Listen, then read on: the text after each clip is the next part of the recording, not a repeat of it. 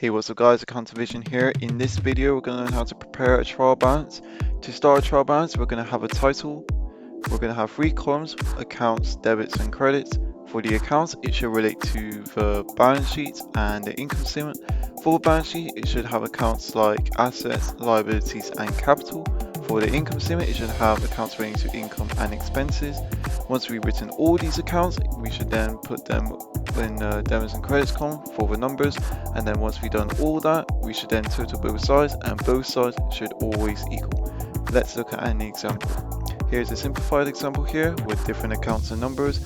If you want to look at this for a T account, here it is. I basically closed down all these T accounts. So here we have a carry down of £900 and brought down of £900, which will go to a trial balance, and here's a £900 here.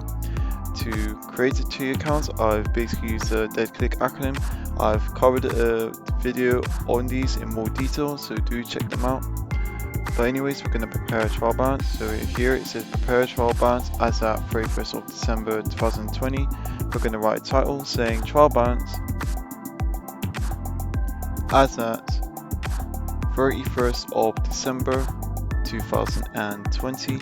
We're going to underline this just to show that it's a title. Next we're going to write the three columns. One is accounts, debits and credits. For the accounts we're going to work our way from top to bottom, starting with bank. So for bank that's going to be on the debit side because it's an asset, so we're going to write £900 here. Next, trade receivable is also an asset, and you can see it's going to be required to debit, so we're going to write £250 there. Next we've got trade payables. Trade payable is a liability and is recorded as a credit, so we're going to write £200 here. Next we've got capital. Capital is recorded as a credit, which you can see it's here, so we're going to put £400 there. Next we got drawings. Drawings is basically an opposite to capital, and that's going to be recorded as a debit, so we're going to put £40 there. Next we got revenue.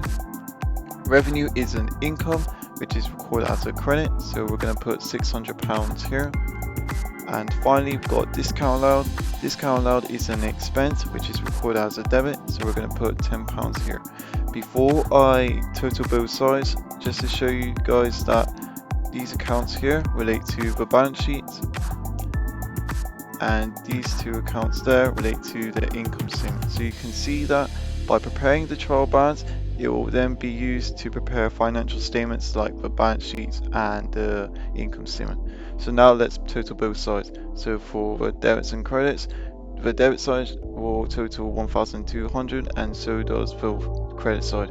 So you can see that both sides will always equal. If they do not equal, then you probably made one of the 5 errors that will impact on the trial balance, which will cause the debits and credits to not equal.